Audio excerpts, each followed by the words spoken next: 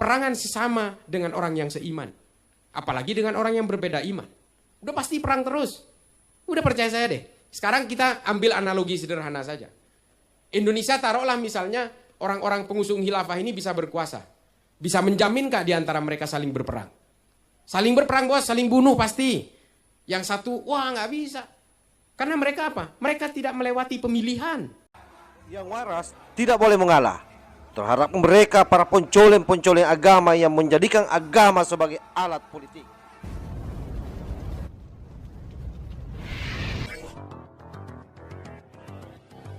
Mereka dipilih oleh orang-orang yang ditunjuk. Sistem ahlul halli wal aqdi ini dibantai habis oleh Ibnu Taimiyah sendiri. Dikritik habis.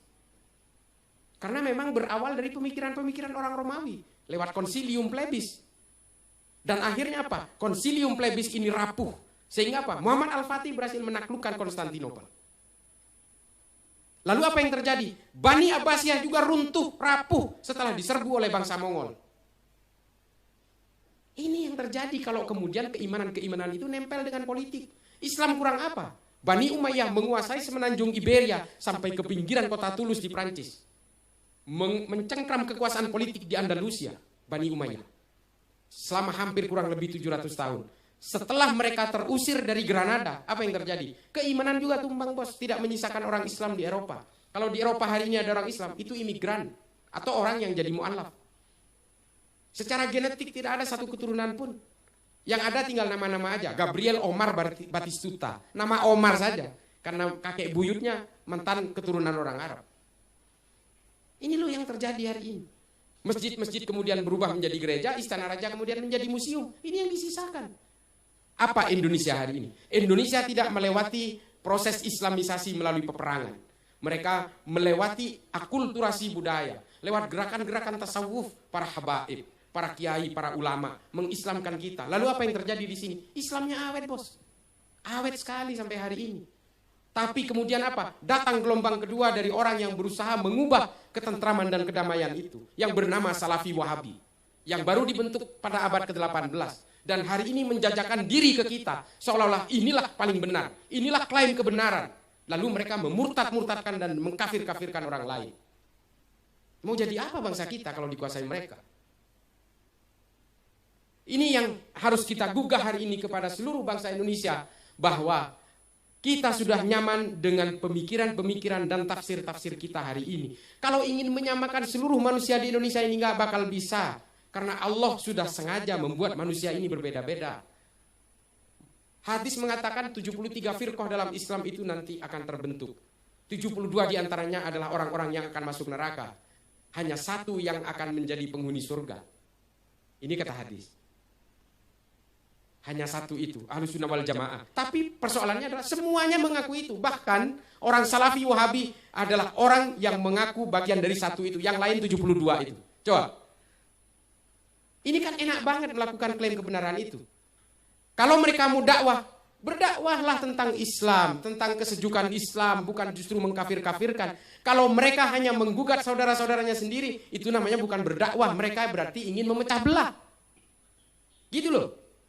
Saya sering dikatakan hari ini, saya dianggap memecah belah. Gini, memecah belah itu mereka. Karena mereka apa? Sibuk mengkafirkan saudara Islamnya sendiri. Itu yang namanya memecah belah. Kalau mau berdakwah, perkenalkan Islam kepada pemeluk agama lain. Perkenalkan kepada orang-orang yang masih belum punya pemikiran tauhid dan berkeimanan Islam. Sehingga apa? Mereka betul-betul mengenal Islam dalam kemanusiaan dan kedamaian. Bukan justru sibuk mengkafir-kafirkan. Mengislamkan satu orang itu berat sekali. Ini yang orang Islam yang sudah Islam sejak lahir mau dikafir-kafirkan. Kan kebalik namanya. Jadi begitu ya kira-kira.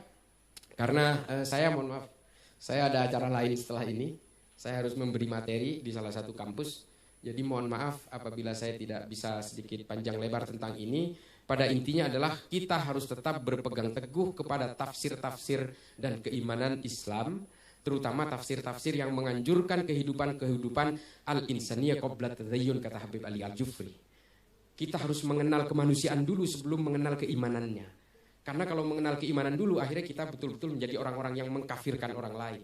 Kita harus bisa memahami bahwa manusia antara satu yang lain ini tidak mustahil akan berbeda.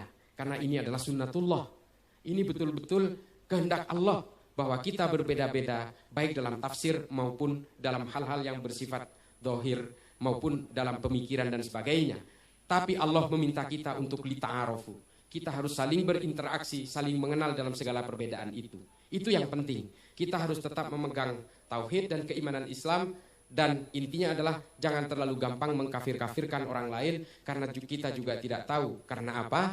Karena kata Kanjeng Nabi Muhammad, biarlah Allah yang menentukan apakah kita akan masuk ke surga atau masuk ke neraka.